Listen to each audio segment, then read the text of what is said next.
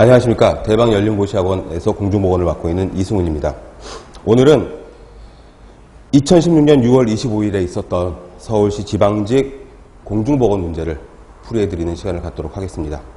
문제를 풀이하기에 앞서서 우선 그 총평을 먼저 하고 출제 경향이라든지 이런 내용들을 먼저 좀 말씀을 드리고, 그리고 문제 해설은 결론부터 말씀을 드리자면 문제는 좀 평이하고 그렇게 난이도가 높지 않은 그런 시험 문제들이었으나, 우선 공중보건학에 입문을 하시는 내지는 공무원 시험에 처음 도전하시는 그런 수험생들을 위주로 해서 조금 문제를 쉽게, 알기 쉽게 쉬운 용어를 써서 설명을 해드리는 시간을 갖도록 하겠습니다.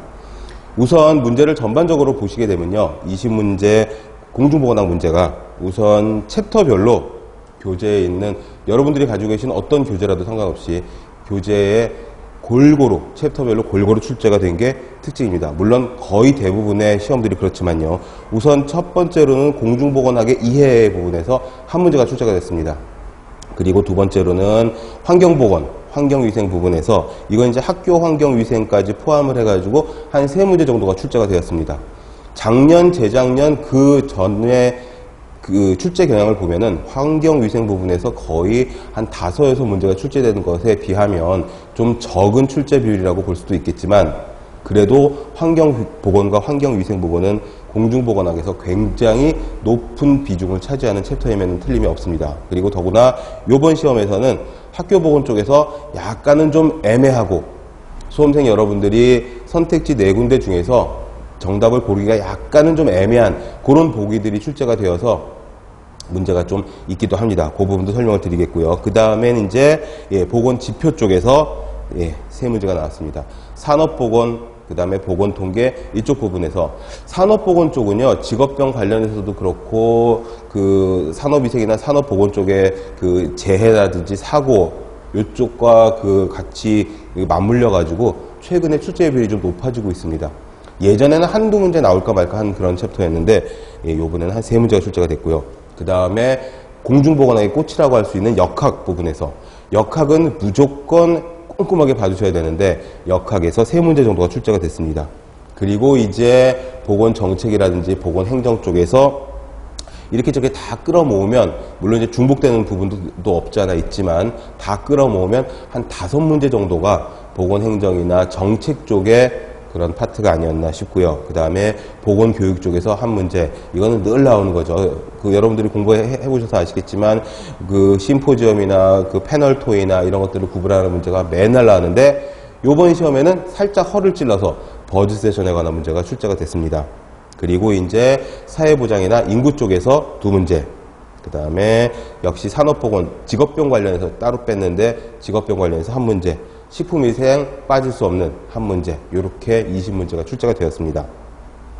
우선 뭐 출제 경향이나 비율도 물론 중요하지만, 그거는 이제 어떤 그 우리가 공부하는 과목의 챕터별 그런 그 비중, 이런 것들을 우리가 좀 감안을 하려고 제가 말씀을 드린 거였고, 시험의 특징은 요번에는 공개 문제여서 그런지는 모르겠지만 공개 문제가 대부분 좀 문제가 평이한 것들이 좀 있습니다만은, 제가 이제 매년 공개 문제를 분석을 하다 보면요, 요번 문제는 좀 특이하게 이건 무슨 넌센스 퀴즈가 아닌가 싶은 그런 문제들이 좀 있었습니다. 그러니까 문제와 관계없이 보기 4개 정도만 읽어봐도 그 중에서 막 보기 하나가 이렇게 막 나를 데려가세요 하고 막 손을 흔드는 것 같은 그런 보기가 있는 문제가 한 2, 3문제 정도 있다고 제가 생각을 하는데, 이거는 너무나 좀 티나게 보기들 중에서 한 보기 정도가 좀 특이하게 달라서 쉽게 찾을 수 있는, 그런데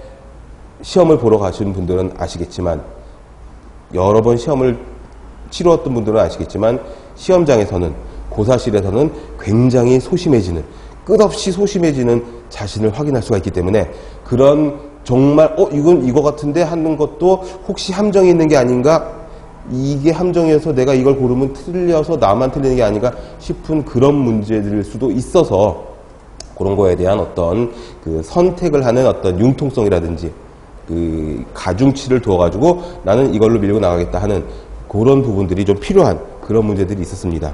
그리고 이제 단순함기보다는 문제를 좀 이해해서, 객관식 문제가 그렇죠. 아무래도 주관식 같은 경우에는 나 옳다는 방향으로 쭉 써들어가면 좋은데, 객관식 같은 경우에는 문제를 잘 이해해야 하는데, 문제의 어떤 이해도, 그 이해도를 바탕으로 해서 골라낼 수 있는 그런 문제들이 있었습니다.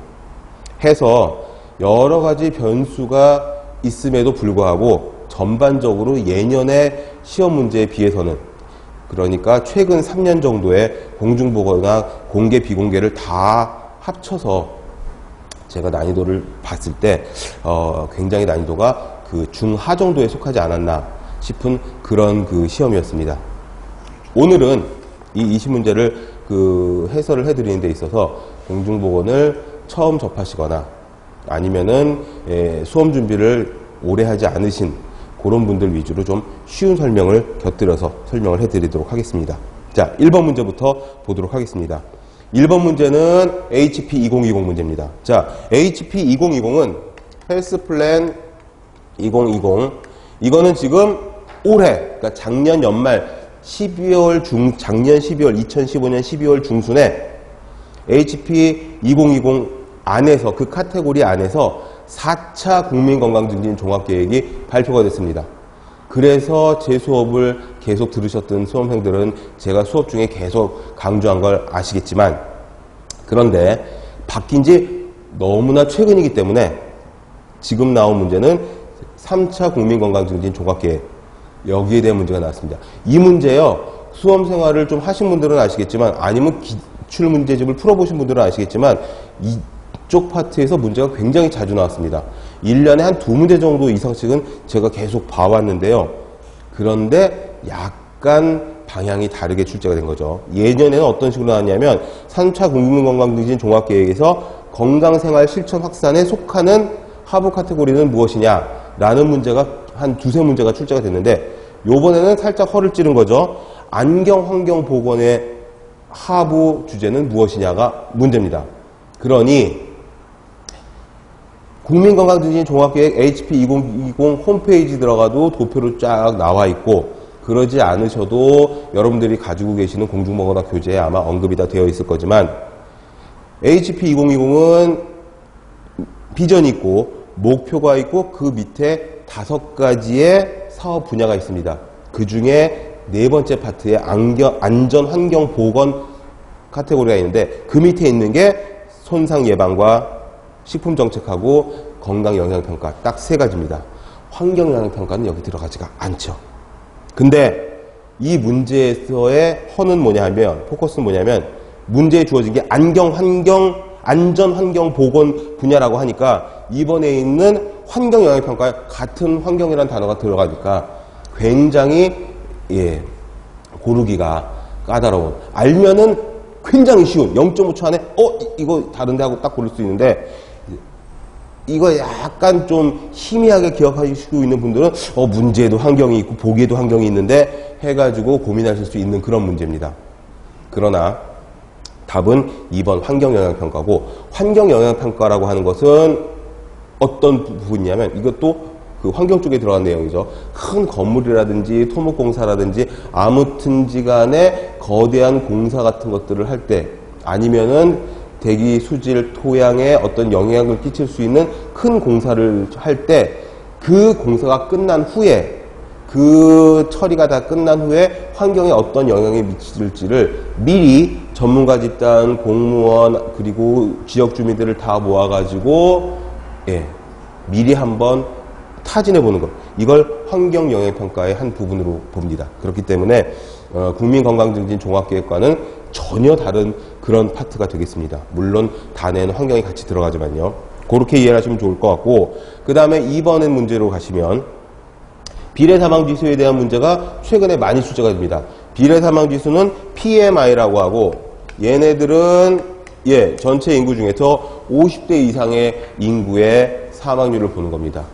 그러니까 요즘에 50대가 무슨 고연령층이냐라고 볼 수도 있지만, 보건지표에서의 PMI에 들어가 있는 50대 이상의 인구는 얼마나 선진국이냐. 선진국이 아무래도 장수인구가 많을 테니까요. 의료, 보건, 환경 이쪽이 다 발달되어 있고 잘 케어가 되고 있으니까 연장자가 많이 생존한다는 것, 그것은 선진국이다 이렇게 볼 수가 있습니다. 그런데 PMI는 어떻게 계산하느냐 하면은 PMI는 총 사망자 분의 50세 이상의 사망자입니다. 그러니 연간 총 사망자 분의 50세 이상의 사망자 수이기 때문에 PMI가 크다는 건 분자가 커지면 PMI가 커지는 거거든요. 그러니까 전체 사망자 중에서 50세 이상의 사망자가 많다라고 하는 건 그만큼 연장자가 많이 있었다는 뜻이 됩니다. 이 부분을 이해를 살짝 다르게 하시면은 완전 정반대의 결과가 나올 수가 있기 때문에 확실한 개념을 이해하시는 게 가장 중요합니다. PMI는 연장자가 얼마나 많이 돌아가셨느냐 하는 그거를 보는 지수기 때문에 PMI가 높다고 하는 건 50세 이상의 사망자 수가 높다는 그런 의미가 되기 때문에 그 말은 뭐냐 하면 보건이라든지 선진국이라든지 이런 것들이 다 높은 수준에 있기 때문에 연장자가 많이 생존해 있었고 그렇기 때문에 PMI가 높다 이렇게 생각을 하시면 됩니다. 그러니 옳지 않은 것은 4번에 있는 평균 수명이 낮은 것을 의미하는 게 아니라 평균 수명이 높은 걸 의미한다는 겁니다. 제가 운영하고 있는 그 수험생들의 질문을 받기 위한 네이버의 카페가 있는데 거기 보시면은 간혹 질문이 올라옵니다. 왜 50세 이상의 사망자가 많은데 평균 수명이 왜 높은 거냐 뭐 이런 식으로 질문하시는 게 있는데 이게 뭐 잘못됐다는 게 아니라 동전의 양면 같아가지고 들여다보는 방향이 살짝 다르면 이해를 정반대로 하실 수가 있다는 거죠. PMI가 높다는 건 보고 수준이 높고 선진국이고 연령층이 높은 인구가 많다는 것. 그렇기 때문에 그 사람들이 많이. 왜 그러냐 하면 50대 이하의 사망자가 많다는 것은 어떤 그 노환이라든지 뭐 이 수명이 다 돼서 돌아가신 것보다는 사고라든지 질병이라든지 이런 거에 의한 사망이 많다라는 뜻이 되거든요. 제명을 다 못 살았다. 이런 식으로 이해를 하시면 굉장히 쉬운 부분이 되겠습니다. 그래서 답은 4번이고 이것도 평이한 문제지만 높다 낮다 옳지 않은 것은 이런 것들을 보기를 읽어 내려가다 보면 하나하나 소거식으로 체크하지 않으시면은 보고서 막 헷갈릴 수도 있는 그런 문제일 수도 있습니다. 그러나 난이도는 거의 하급에 속하겠습니다. 여러분들이 가지고 계시는 거의 모든 문제집이나 교재에 이 비슷한 문제들이 많기 때문이죠. 그 다음에 3번 같은 문제가 있습니다. 자, 이 문제에서의 키워드는 뭐냐? 산화제, 화학적 분해, 공장 폐수. 그러면 그냥 볼 것도 없이 COD입니다. COD. COD는 화학적 산소 요구량이고 산화제, 조금 보충 설명을 하자면은 수질을 체크하는 그런 지표가 한 4가지가 있죠. 첫 번째는 용존 산소량. 그 물에 얼마나 많은 산소가 녹아들어 있느냐. 이건 많을수록 좋은 거고요. 그 다음에 부유물질, SS가 있죠. SS는 부유물질, Suspended Solid라고 해서 이게 물에 많으면 많을수록 나쁜 겁니다. DO는 많으면 많을수록 좋은 거. 얘는 많으면 많을수록 나쁜 거. 그리고 BOD가 있죠. BOD는 생물화학적 산소 요구량이라고 해서 높으면 높을수록 나쁜 겁니다. 근데 COD라는 개념이 있어서 얘도 역시 높으면 높을수록 나쁜 건데 얘는 특이하게 산화제라고 하는 화학약품을 사용을 해가지고 그 산화제가 얼마나 산소를 소비하냐 요거를 봐가지고서는 그 물의 좋고 나쁨, 오염도를 판단하는 지표가 되는데 중크롬산칼륨이라고 하는 K2CR2O7이라고 하는 산화제하고 과망간산칼륨이라고 하는 KMnO4라고 하는 이 두 가지의 산화제, 강력한 산화제인데 이 두 가지 중에 하나를 사용을 해가지고 측정을 하는 겁니다. 그러니까 산화제가 언급이 됐다, 공장 폐수가 언급이 됐다, 그 다음에 또 뭐가 있었죠? 예, 화학적으로 분해가 된다, 이런 말이 들어가면 무조건 이걸 고르셔야 됩니다.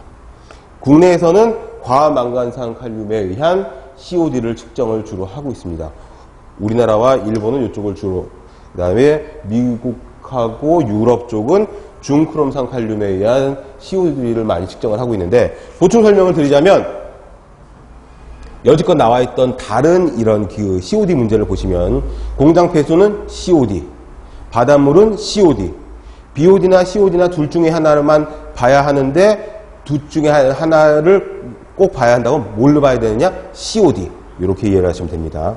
다시 네 가지의 수질의 오염도를 측정하는 기준이 있는데 둘 중에 하나만 볼 수밖에 없다라고 한다면 다 보면 제일 좋은 건데 둘 중에 하나밖에 볼 수 없다면 얘를 봐야 되는 거고 바닷물은 얘를 봐야 되는 거고 그 다음에 가장 둘 중에 빠르게 결과가 나오는 건 이겁니다. 그렇게 이해를 하시면 되겠고요. 그 다음에 4번 문제 완전히 클래식한 문제고 단골 문제고 하나 요번에는 살짝 다른 것이 실예를 들어줬죠. 40세 이상 여성을 대상으로 해서 유방암 검진을 한다. 생애 전환기 건강검진이라고 해서 여러분들이 이제 젊으셔서 모르시겠지만 만 40세가 되면 건강검진 항목이 추가가 되는 게 있습니다. 유방암이 추가가 되고 위내시경이 추가가 되고 막 그렇습니다. 그 전에는 건강검진 받으러 병원 가서 위내시경을 해야 된다 이런 얘기 안 하거든요. 60세가 되면 또 항목이 바뀝니다. 그래서 40세하고 60세를 기준으로 해가지고 이 건강검진 항목이 바뀌는데 여기서 질병 예방 활동에서 40세 이상 여성을 대상으로 유방암 검진을 위한 유방 조영술을 시행을 했다면 이거는 조기 진단, 조기 치료에 들어가는 레벨 앤 클락의 2차 예방 항목에 들어갑니다. 그러니까 교재에 보시면 레벨 앤 클락 나오면 1차 예방, 2차 예방, 3차 예방 어떤 것이 1차 예방에 속하느냐 어떤 것이 2차 예방에 속하느냐 이런 것들을 달달달 외웠는데 실제로 이런 구체적인 예를 들어가지고 그래가지고서는 문제를 하면은 이게 혹시 1차 예방인가 2차 예방인가 3차 예방은 재활 사회복귀 쪽이니까 아닌 것 같은데 해가지고 1차 예방 2차 예방으로 막 헷갈릴 수가 있습니다. 보기 중에 있는 4차 예방은 뭐 말도 안 되는 그냥 끼워 넣은 보기고요. 그런데 아까도 말씀드렸다시피 시험장에서는 고사장에서는 찾아볼 책도 없고 핸드폰도 다 꺼서 앞에 제출하고 이래버리니까는 한없이 나약해지고 소심해지는 그런 수험생의 입장에서 4번에 4차 예방까지 있으면 이거 내가 혹시 모르고 지나갔던 그런 다른 어떤 부분이 아닐까 싶은 그런 그 불안한 마음도 들기 때문에 이런 부분에 있어서 레벨 앤 클락은 1차, 2차, 3차까지밖에 없는데 이게 뭐야? 그리고 조기 진단이네? 조기 진단, 조기 치료는 무조건 2차 이렇게 보시면 됩니다. 자, 5번으로 가시겠습니다. 5번은 요 문제가 살짝 좀 까다로운 부분이 있었습니다. 영아 사망과 신생아 사망 지표에 대한 설명 중 맞는 걸 골라라. 자, 영아는 몇 세까지죠? 영아는 1년 미만이죠. 그 다음에 신생아는 한 달 미만입니다. 그러니까 그거에 대한 그 기준을 딱 보시고서는 문제를 푸시면 쉽습니다. 그래서 하나씩 지워 나가시면 되는데 영아 사망과 신생아 사망의 어떤 그 기준을 신생아는 영아에 포함이 되는 개념입니다. 다시 자 4주까지가 신생아고 영아는 여기는 신생아 여기는 영아입니다. 영아는 12개월 미만을 말하는 거니까 요 개념만 갖고 계시면 신생아 사망은 영아 사망에 포함된다는 걸 아실 겁니다. 신생아 사망은 태어나서 4주 이내에 사망을 한 거기 때문에 그 지역이나 병원이나 그 국가의 보건 수준과는 그렇게 큰 관련이 없습니다. 왜냐하면 태어나서 얼마 안 됐기 때문에 신생아의 어떤 그 선천적인 유전적인 그런 이상으로 사망하는 경우가 많다라고 보는 거죠. 그러나 1년 이내에 사망을 한 영아 사망 같은 경우에는 태어나서 12개월 정도까지의 기간이 있기 때문에 이 안에 아이가 사망했다는 것은 뭐냐 하면 보건 수준이 후지다거나 영양 수준이 후지다거나 국가의 어떤 그런 그 보건망이 안 좋아서 사망했다고 보는 것이죠. 그러면 이제 보기 하나씩 보시면 답이 나오죠. 자, 영아 후기 사망은 선천적인 문제로 예방이 불가능하다. 아니죠. 영아 사망은 영아 후기 사망이 됐건 영아 전기 사망이 됐건 영아 사망 같은 경우에는 예방이 가능한 측면이 있습니다. 틀렸죠. 자, 2번 영아 사망률과 신생아 사망률은 저개발 국가일수록 차이가 크죠. 저개발 국가는 얘가 높고 물론 얘도 높지만 얘보단 얘가 더 높을 수도 있습니다. 그래서 우리가 알파 인덱스를 보는 거죠. 자, 그러면 3번에 알파 인덱스가 1에 가까울수록 알파 인덱스는 뭘 말하는 거죠? 신생아분의 영아를 말하는 겁니다. 그러니 알파 인덱스 문제가 굉장히 많이 나오는데 이거는 알파 인덱스 문제로 봐도 되고 보건지표에 관한 문제도 되는데 이 보기를 얼마나 잘 이해하느냐 그거를 묻는 그런 문제입니다. 그러니까 알파 인덱스가 1에 가까울수록 보건 수준이 높은 겁니다. 왜냐하면 영아 사망은 전부 다 알파 인덱스는 얘네들은 신생아분의 영아 사망이기 때문에 얘네가 다른 게 아니라 신생아 사망이 영아 사망에 포함되는 부분입니다. 그러니까 알파 인덱스가 1이라는 건 분자와 분모가 같다는 뜻이고 그 말은 뭐냐면 신생아 사망이 영아 사망과 같다는 뜻이고 그 말은 다시 말해서 영아 사망이 전부 다 신생아 때 사망을 했다.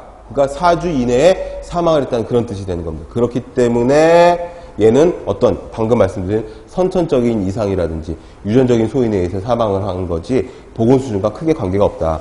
그렇기 때문에 선진국일수록 1에 가까워진다. 1이 나올 수 있습니다. 1보다 작아질 수는 없지만 3이나 4는 나올 수가 있습니다. 왜? 분자가 커지면 3이나 4가 나올 수가 있죠. 그 말은 뭐냐면 신생아 사망보다 영아 사망이 훨씬 많다는 뜻이잖아요. 그러면 신생아 일단 살아있었으나 영아까지 오면서 사망자가 많이 발생했다는 뜻이기 때문에 보건 수준이 후지다 라고 이해를 하시면 되는 거죠.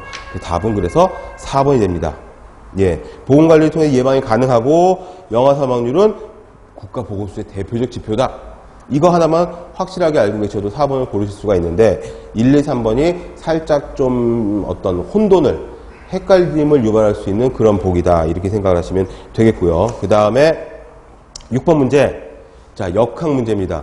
역학 부분은 아주 세심하고 꼼꼼하게 모든 경우의 수를 다 체크를 하시고 역학 부분에 있어서는 최대한 많은 문제를 풀어보시는 것을 제가 항상 강조를 합니다. 자, 단면 연구가 있습니다.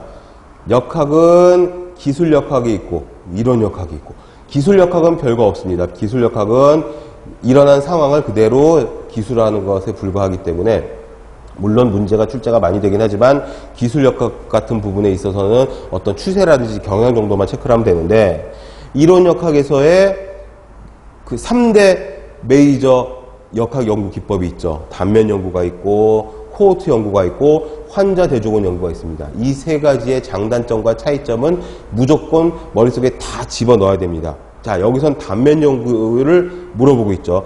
단면 연구는 어느 한 시점, 짧은 기간이나 시점을 보는 겁니다. 그렇기 때문에 앞뒤로 보는 게 아니죠.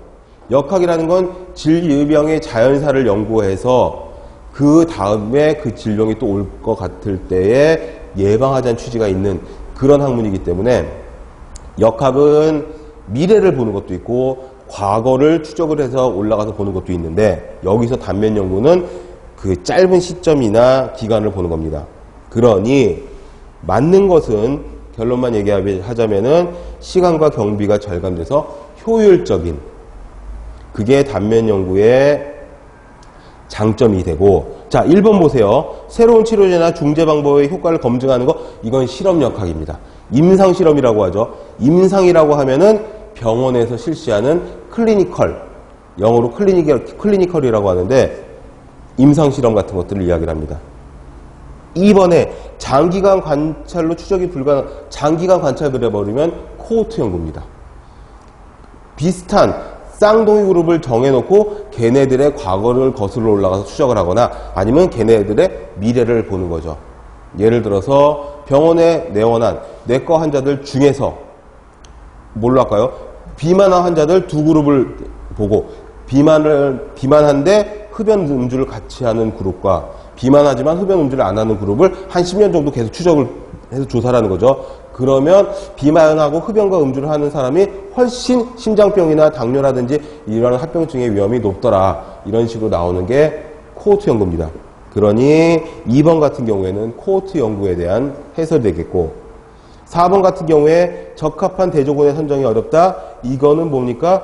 환자 대조군 연구입니다. 현재 환자인 사람과 현재 환자가 아닌 사람을 보고 그 사람들의 과거를 추적해보는 거죠. 어디서 근무를 했었니? 어떤 일을 했었니? 식생활이 어땠니? 이런 것들을 보는 게 환자 대조군 연구인데 이 환자 대조군 연구에서는 항상 문제가 되는 게 뭐냐면 대조군의 선정이 어렵다는 겁니다. 그러니 이 6번 문제가 좋은 문제라는 건 뭐냐면 단면 연구 하나를 물어봤지만 1, 2, 3, 4번 보기가 각각 역학 연구에 대한 설명이기 때문에 얼마나 제대로 잘 이해를 하고 있느냐.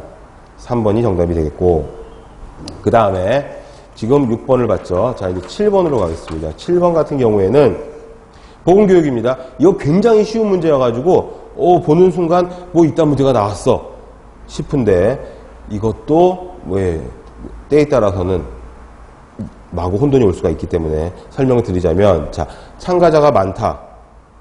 여러 개 분단 토의는 버즈 세션입니다. 다른 말로 와글와글 학습법이라고도 한다라는 거죠. 그러니까 제가 수업 중에 항상 드리는 말씀이기는 한데, 같은 어떤 현상이나 같은 의미를 갖고 있는 여러 가지 다른 다양한 용어를 많이 알고 계시면 그게 그냥 실력이 돼버리는 거죠. 자, 분단 토의는 무조건 버즈 세션인데 다른 말로 와글와글 학습법이라고도 하는데,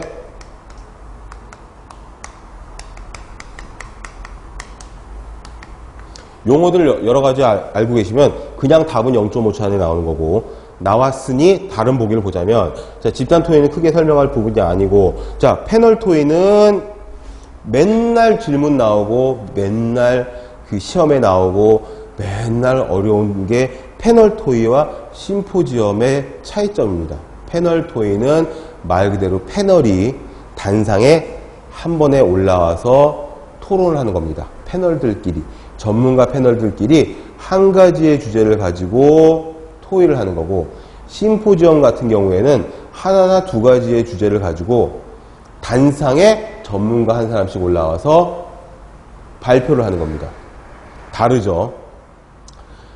수험생 여러분들이 맨날 헷갈려서 질문하시는 부분이 어떤 부분이냐 하면, 그렇다면 사회자의 역량이 필요한 건 어떤 거냐?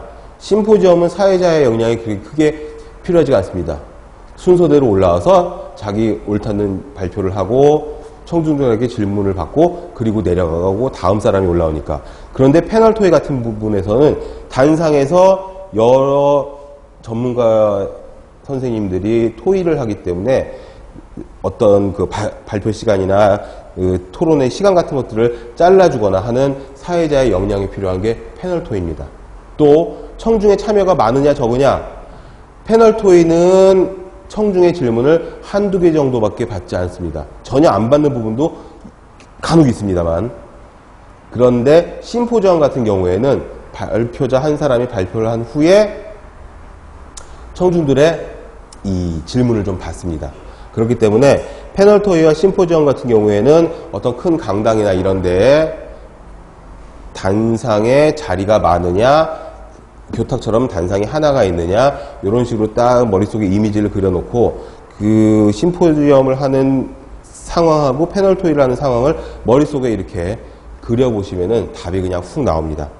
자, 7번 문제는 굉장히 쉬운 문제였지만 다른 보기를 좀 보충 설명을 드렸고요.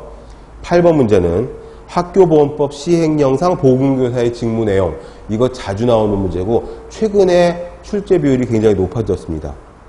그 학교보건법 시행령을 법제처에 들어가서 보건교사의 직무를 딱 찾아가서 보시면, 예, 보건교사의 직무가 가부터 한 파까지, 가나다라 마바나 자짜카 파까지 쫙 나오는데, 여기는 보기 1, 2, 4번이 가나다 보기예요. 3번 보기는 어디를 꽈놨냐면 학교 및 교직원의 건강진단과 건강평가가 아니라 건강상담, 평가에 관한 협조, 말을 살짝 바꿨죠. 그래서 다 1, 2, 3, 4번이 다 보건교사의 직무 같으나, 보건교사는 건강진단을 하는 게 아니라 건강관찰 또는 상담을 해드리고, 진단은 의사가 하는 거죠. 그리고 건강평가를 하는 게 아니라 건강평가를 할 때 협조를 하는 게 보건교사의 직무입니다. 그렇게 이해를 하시면 되겠고, 9번의 강도율, 이 산업재해 지표에 대해서는 그 20문제 중에서 항상 한 문제 정도씩은 출제가 됐습니다. 요번에는 강도율이 나왔는데, 강도율 하나에 대해서 보기 4개를 집어넣고서는, 예, 옳지 않은 걸 골라라. 자, 첫 번째, 산업재해의 경중, 얼마나 심하게 재해를 당했느냐, 약하게 당했느냐를 보는 게 강도율이다. 말 그대로죠. 강도가 얼마나 되느냐. 2번, 1000시간당 발생한 근로손실 일수다. 자, 강도율의 공식이 어떻게 되죠? 강도율의 공식은요, 근로시간 수 분의 강도율은 총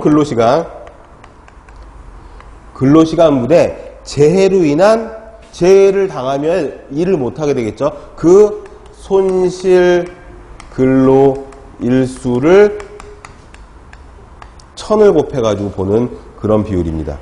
그러니까 강도율은 얼마나 세게 다쳤느냐를 보는 거고, 그러기 위해서 총 근로시간 분에 이 사람이 다쳐서 또는 여러 명이 다쳤는데 그 다친 사람이 치료를 하기 위해서, 재활을 하기 위해서 얼마나 많은 시간을 일을 못했느냐를 보는 거고, 거기다 1000을 곱하는 거는 뭐냐? 예, 1000시간당 발생된 근로손실 일수를 보는 거다.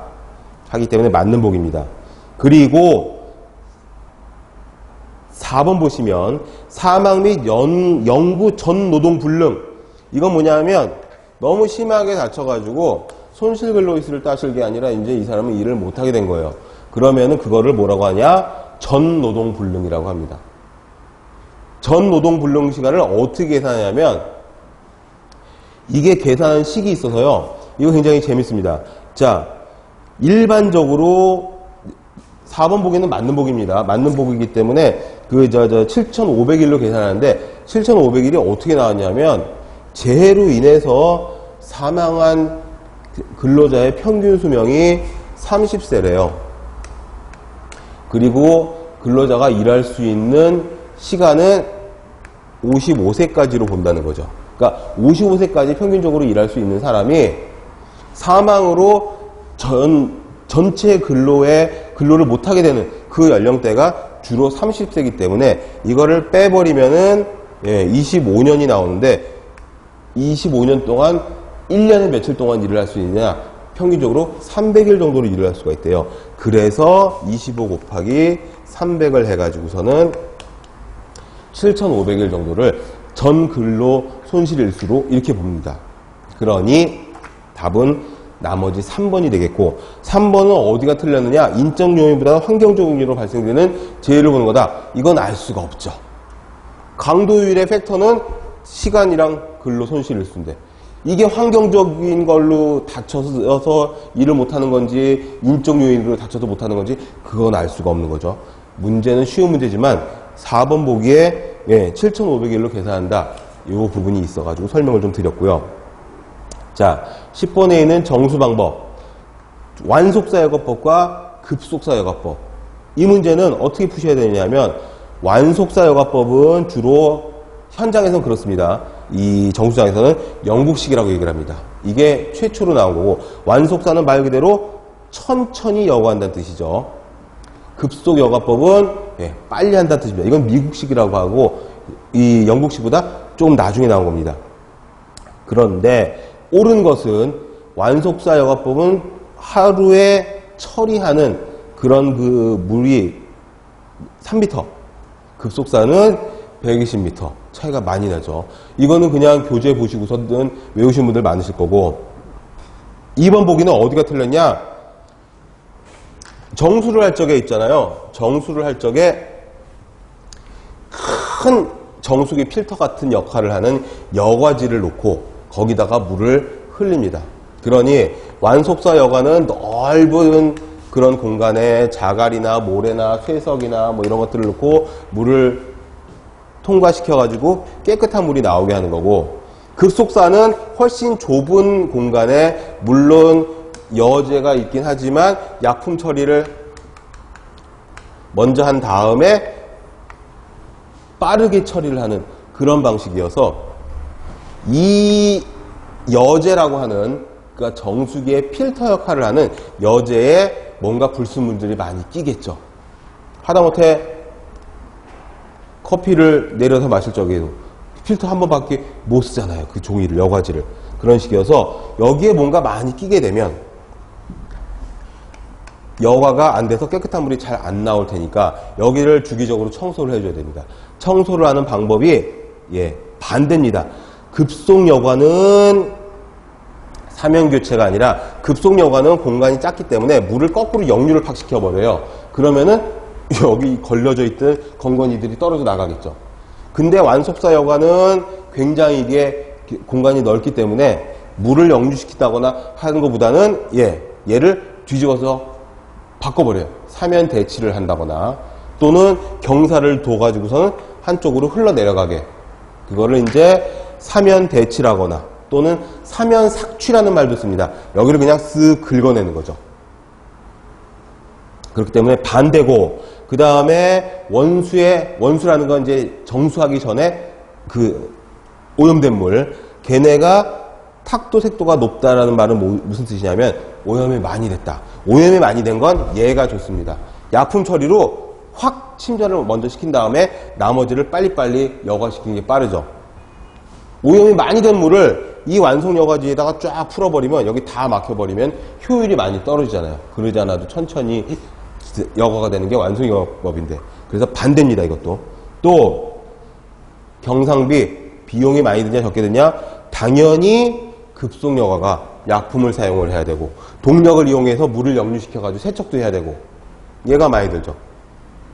다 아시는 거죠. 급속과 완속 두 가지가 있다면 장단점 중에 하나는 뭐냐면 완속은 비용이 적게 들고 급속이 빨리 들고, 그렇죠. 그런데 처음에 건설비 같은 경우는 이게 완속이 많이 듭니다. 넓은 부지가 필요하고 건설비가 많이 필요하고, 대신에 추후 비용은 적게 들고, 얘는 건설비나 이런 것들은 적게 들지만 비용이 많이 발생하고 해서 10번 문제도 아주 평이한 문제. 11번, 자, 요 문제가 조금 좀 헷갈리는 부분이 있었음직한 그런 문제입니다. 왜냐하면 어려운 용어들이 많이 나오니까요. 근데 재밌는 게 뭐냐면 용어는 굉장히 어렵지만 보기를 쫙 보시면은 이건 무슨 넌센스 퀴즈도 아니고, 보기 중에서 막 손을 흔드는 보기가 보이시죠? 이게 2번입니다. 2번.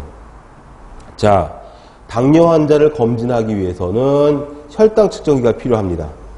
그 검사의 정확도를 높이기 위해서는 어떤 조건이 필요하냐?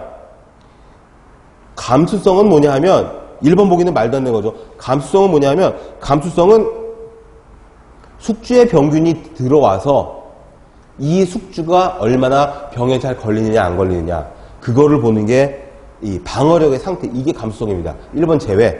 1번은 검사와는 관계없어. 자, 그럼 2번 민감도가 높은, 민감도는 뭐죠? 환자를 환자라고 판단하는 능력이 높다. 이게 정답이죠. 3번 양성 예측도는 뭐죠? 양성 예측도는 검사를 해서 질병이 있다라고 판정해 난 집단에서 실제로 질병이 있는 분류를 양성 예측도라고 하죠. 이게 맞을 것 같은데 뭐라고 합니까? 낮은 양성 예측도? 말이 안 되죠. 반대로 높은 양성 예측도라고 하면은 고민할 수 있습니다. 그러나 그래도 높은 민감도가 좀 더 답에 가깝습니다. 자, 제 수업을 계속 들으신 분들은 아시겠지만 이 공중보건학 문제에서는 보기 1, 2, 3, 4번 중에서 비스무리한 보기들이 두세 개가 등장하는 경우가 있어요. 그럴 적에 100번 양보해도 이 보기가 좀 더 답에 가깝다라는 걸 여러분들이 취사 선택을 해야 될 그런 부분들이 꽤 있습니다. 그렇기 때문에 만약에 3번 보기에 높은 양성 예측도라고 나왔다고 하더라도 높은 민감도, 이걸 정답으로 고르시는 게 옳습니다. 그러나 이 문제에서는 낮은 양성 예측도 했으니까 뭐 당연히 얘는 제외. 자, 특이도도 그렇습니다. 특이도는 뭐죠? 질병이 아닌, 환자가 아닌 사람을 환자가 아니다라고 판정을 하는 게 특이도죠. 그럼 그것도 말이 될 수가 있습니다. 왜? 당뇨 환자인지 아닌지, 당뇨 환자가 아닌 사람을 당뇨 환자가 아니라고 확실하게 판단하는 거 좋죠. 그런데 낮은 특이도라고 했잖아요. 그러니 이것도 답이 안 되는 거죠. 그러니까 양성 예측도, 특이도, 민감도 막 이거 가지고 막 고민하지 마시고 그 앞에 높은, 낮은 이걸 보시고 판단하시면 뭐 이렇게 쉬운 문제가 허허 이러고 고르실 수가 있는 그런 부분이 된다라는 거죠. 해서 용어는 굉장히 어렵지만 방금 전에 총평에서 말씀드렸다시피 용어는 꽤 어렵지만 문제 자체는 어렵지 않은 이해력을 필요로 하는 그런 문제들이 많다. 자, 12번 문제도 완전 서비스 문제입니다. 사회보험과 민간보험을 비교했다. 자, 표로 해놓고 거기에 기억, 니은, 디귿을 보라는 거죠. 자, 이것도 굉장히 쉬워가지고 문제 보는 즉시로 한 5초 안에 푸신 분들도 아마 있을 겁니다. 왜냐? 민간보험의 가입 방식은 뭐죠? 강제가 아니라 임의가입이죠. 민간보험은 내가 들어도 되고 안 들어도 되고, 스팸 전화가 와서 보험 설명하려고 하면 됐어요? 팍 끊어버리고 이런 거죠. 그렇지만 사회보험은 그렇지 않잖아요. 이건 법적으로 강제적으로 다 가입을 해야 됩니다. 그러니 1번 아니면 2번이겠죠. 보기 중에. 그러면 예, 수급권이 뭐냐? 수급권은 뭐죠? 수급권은 내가 뭐를 혜택을 받는, 보험급여를 받는, 이게 만약에 건강보험이라고 한다면 요양급여를 받는 그 부분을 말합니다. 자, 민간보험의 수급권은 계약에 의한 거죠. 내가 계약할 당시에 예, 특약사항으로 넣냐 뺐냐 뭐 이런 것들을 가지고 그 수급의 범위가 정해집니다. 그러나 사회보험 같은 경우에는 법으로 확 정해놔가지고 우리가 변경할 수가 없는 부분이죠. 만인이 전 국민이 다 공평하게. 그렇기 때문에 답은 2번이 팍 돼버리는 거죠. 뭐 굉장히 쉽습니다. 그러나 꼼꼼하게 이해를 하시고 쉬운 문제라고 해서 후닥후닥 풀다가 그 틀리는 그런 오류를 범하지 않으시라고 제가 설명을 드렸고, 13번 문제 보시면 지역보건법의 보건소의 기능, 보건소의 기능이 작년에 개정이 됐어요.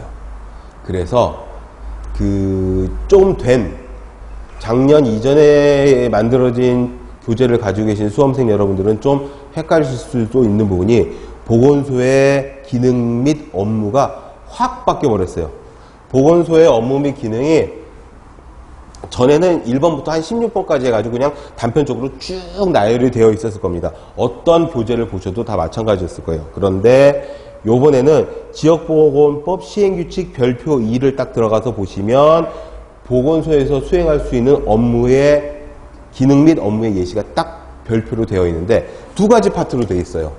그래서 첫 번째 파트는 뭐냐 하면 그 보건의료인 국민보건기본법에 따른 예, 국민보건 향상을 위한 그런 보건 향상을 위한 파트가 있어서 이 아래 하부 내용들이 서너 가지, 네다섯 가지, 가나다라 바까지 있고, 그 다음에 두 번째 파트가 지역 주민의 건강 증진을 위한 파트가 있어요. 그게 이제 요 문제에 대한 내용이죠. 지역 보건의료 서비스 제공에 관한 내용. 여기에도 가나다라 바 해가지고서 예, 하부 내용들이 들어 있습니다. 거기에 1, 2, 4번이 가나다에 딱 들어가 있는 그런 내용들입니다. 아, 가나다는 아니고 나다 마에 딱 들어가 있습니다. 하에서 감염병 예방 관리, 모성과 영유아, 정신건강 증진이 여기에 들어가고, 그리고 건강보험에 관한 사항은 보건소의 업무에, 이게 보건소의 업무, 기능 및 업무 이렇게 되어 있는데, 요게 이제 두 가지 카테고리로 되어 있는데, 아까도 말씀드린 이게 무슨 넌센스 퀴즈냐라고 그 총평에서 말씀드린 대표적인 문제가 바로 이겁니다. 왜냐하면 지역보건법 시행규칙의 보건소의 기능 및 업무에 대한 개정 내용을 내가 못 외웠다고 할지라도 건강보험에 관한 사항은 보건소와 관련이 없다라는 건 상식적인 내용이기 때문에. 그러나 계속 높아시면 말씀드리는 게 뭐냐면, 혹시라도 내가 모르는 건강보험에 대한 내용이 보건소의 업무 중에 있지 않은가, 한없이 소심해지는 자신을 발견하면서 막 헷갈리시면 안 된다는 겁니다. 확실하게 1, 2, 3, 4번 중에서 너무나 티나게 보기가 막 튀어나오는 게 건강보험에 관한 사항인 거죠. 그래서 굉장히 쉬운 문제지만, 혹시라도 다음번 공중보건 문제, 공개가 되지 않는 문제를 준비하시는 수험생들이라고 하시면 지역보건법 시행규칙에 있는 보건소의 기능 및 업무 바뀐 내용들을 꼭 숙지하시라 라고 말씀드리겠습니다. 그 다음에 14번의 국민의료비에 관한 내용, 이것도 국민의료비는 보건의료 재화 플러스 최종 소비자가 낸 비용들 전부 다 들어가는 겁니다. 그러니 옳은 것은 1번이죠. 당연한 얘기입니다. 2, 3, 4가 어디가 틀렸는지 체크를 해드릴게요. 국제 비교를 위해서 직접 조사를 통해서 얻어진 수치 아닙니다. 직접 조사를 하는 건 맞으나 국제 비교를 위해서 하는 건 아닙니다. 이거는 국제 비교를 하긴 해요. OECD 국가 중에서 우리나라의 뭐 국민의료비가 얼마다 뭐 이런 식으로 비교하는 경우는 있지만 다 뭘로? GDP 대비. 국가마다 GDP가 다 다르니까 수평적인 비교는 할 수가 없다라는 거죠. GDP 대비라는 말이 꼭 들어가야 되고 3번 의료비 지출이 증가했다고 해서 후생 수준이 반드시 높은 건 아니라는 거죠.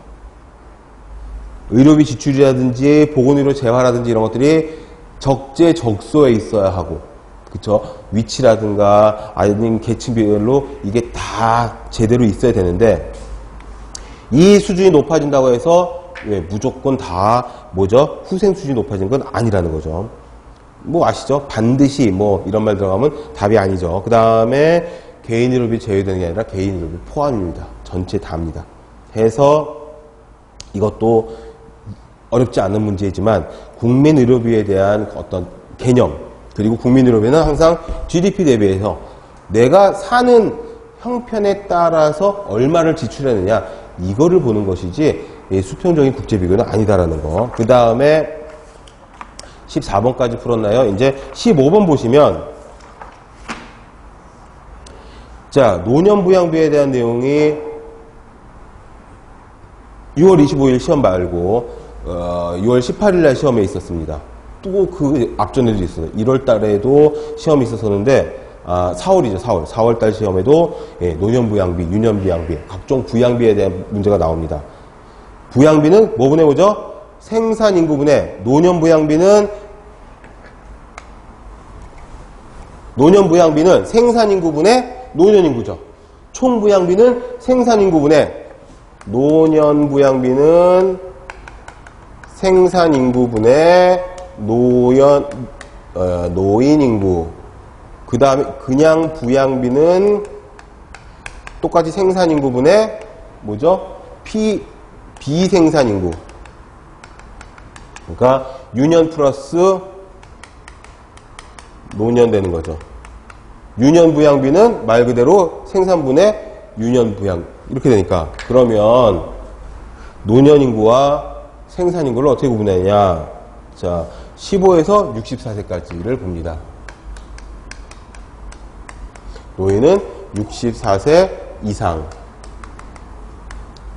이렇게 보는 거죠. 65세 이상 이렇게 보면 되는 거죠. 그러면 여기 표에서 어떻게 되죠? 예, 분자가 65세 이상인데 65세 이상은 90명, 30명 더해가지고 120명 되는 거고, 그 다음에 분모는 15에서 64세 인구가 어떻게 되는 거죠? 15에서 64세는 거기 600명하고 400명.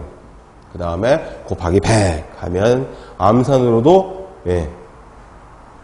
1000분의 120 곱하기 100이니까 12%가 나오죠.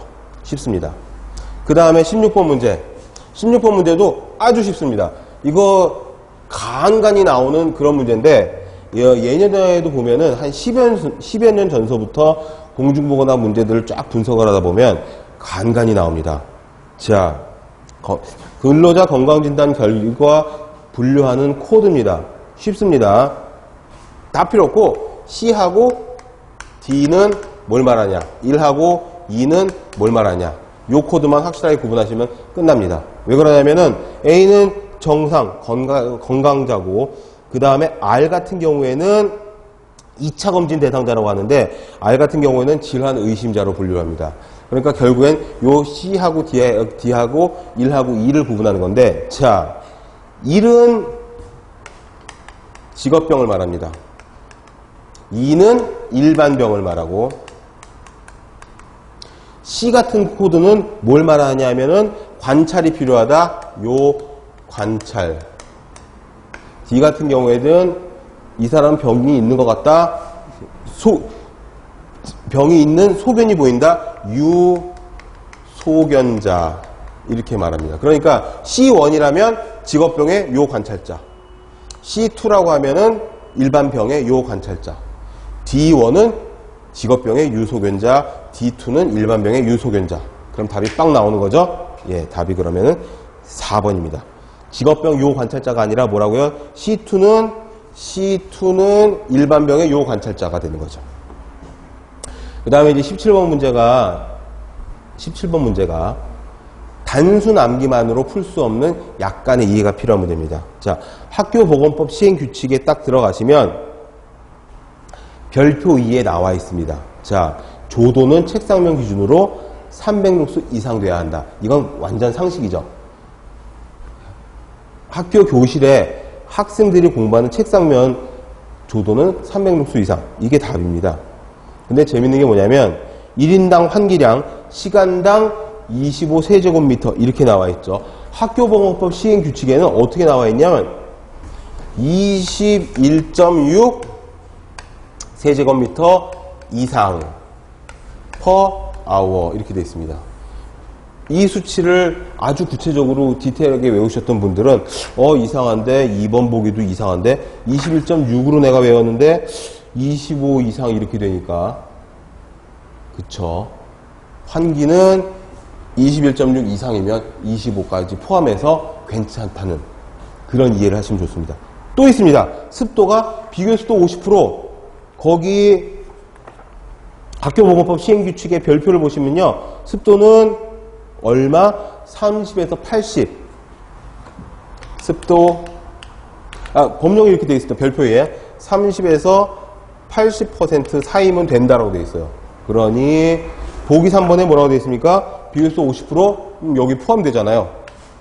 그러면은 내가 외운 숫자랑 틀리기 때문에 헷갈린다 이게 아니라 이 안에 포함되면은 맞다 이렇게 이해를 하셔야 됩니다.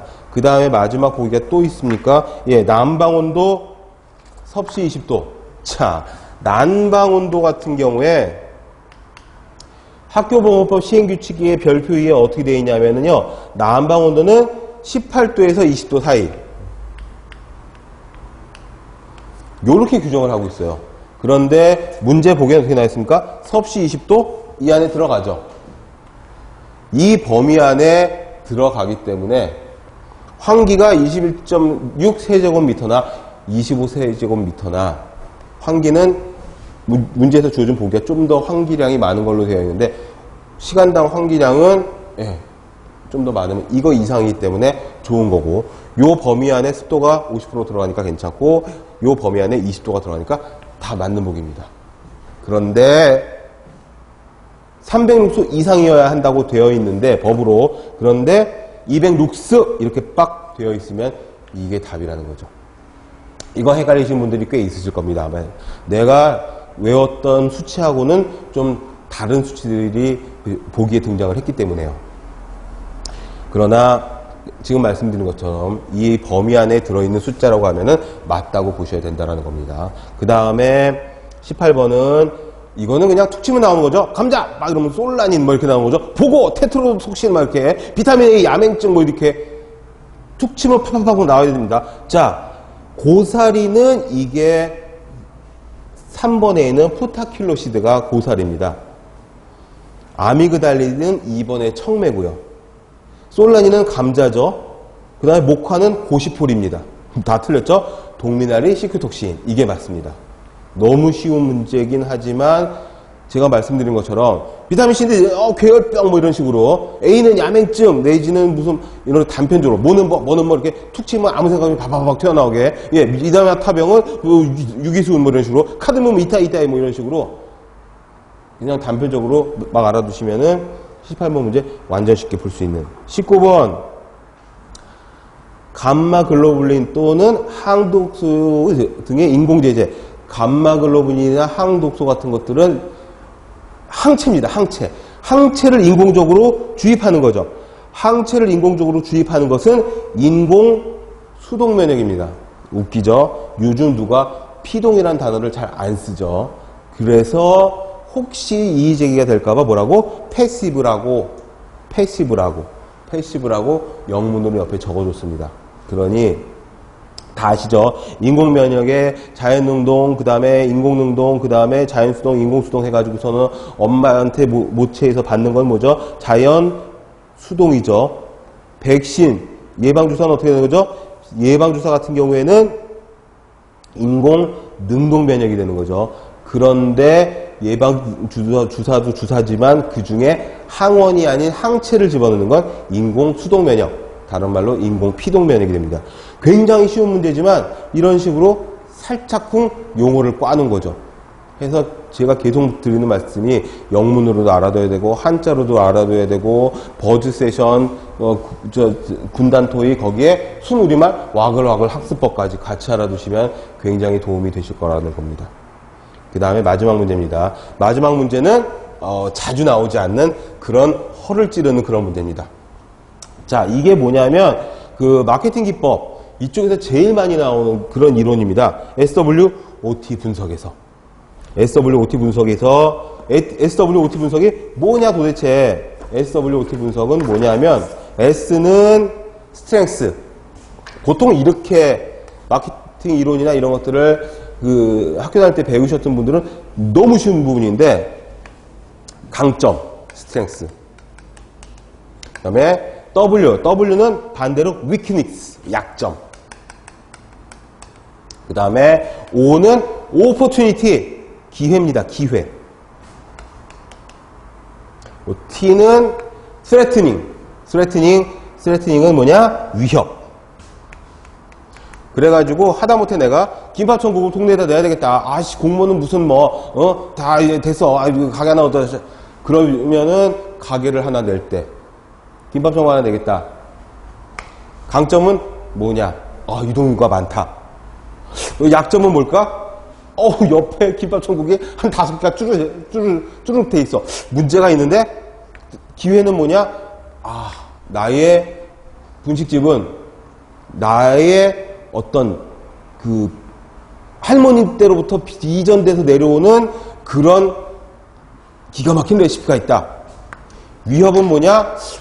그런데 이게 장사가 잘 안 되면은 내가 대출을 받아서 이 가게를 열었기 때문에 이제 6개월 안에 손실을 보충을 하고 흑자로 돌아서지 않으면 망할 수도 있겠다. 요걸 분석을 하는 겁니다. 그래서 이걸 선으로 연결해 가지고 이쪽으로 많이 모아져 있거나 이쪽으로 많이 모아져 있으면은 사업을 시작해도 좋지 않느냐. 이렇게 생각을 한다는 거죠. 자, 그럼 문제로 돌아가서, 자, 마지막 문제입니다. 뭐 어디 있습니까? 지리적 접근도가 낮아서 보건 소용률이 감소했다는 거죠. 이건 뭐죠? 약점에 속하는 거죠. 약점. 그런데 그래서 어떻게 한다고요? 재정적 지원으로 보건소를 설치해서 보건 서비스를 강화하자. 이거는 그냥 우리가 생각을 해도 약점을 체크해서 기회를 마련하자는 WO 전략에 속하고, WO 전략을 다른 말로 하면 약점을 보완해서 기회를 살리는 전략. 이렇게 생각을 합니다. 약점 보완 기회 상승. 문제가 그거죠. 어떻게 다시 문제? 왜? 보건소 이용률이 낮아. 왜? 접근도가 낮으니까. 그 약점을 보완하려고 보건소를 설치하자. W 전략이죠. 그래서 답은 2번입니다. S 전략은 뭐냐면 강점을 가지고 스트렝스를 가지고 스레트닝을 위협을 최소화하는 전략을 ST라고 하고, WT 전략도 있습니다. WT는 약점을 보완하면서 위협을 회피하는. 1번 보기도 있나요? SO 전략 있죠? SO 전략은 뭐죠? SO 전략은 강점을, 스트렝스를 가지고 기회를 살리는 것. 근데 문제에서는 강점이라든지 위협이나 이런 부분들이 없죠. W 전략이 됩니다. 그래서 답을 2번으로 고르시면 되는데, 지금 마지막 문제 같은 경우가 살짝 좀 신선한 문제입니다. 기존에 있었던 공중보건학 문제집이나 기출문제에 대해서는 거의 보지 못했던 마케팅 기법을 보건사업 이쪽에다가 적용을 시킨 그런 내용이어가지고 조금 신선한 문제입니다. 그러나 역시 어렵지는 않은 문제입니다. 요것만 아시고 계시면 유추해서 풀 수가 있는 문제예요. 그렇기 때문에 제가 볼 적에는 한 두세 문제 빼놓고는 좀 평이한 문제여서 고득점이 예상되는 그런 시험이었고, 오늘 이 20문제 풀이한 것들 중에서 이해가 좀 안 되신다거나 아니면 조금 더 질문사항이 있으시다던가 하면은 네이버에 제가 직접 운영하는 공중보건학 카페가 있습니다. 공중보건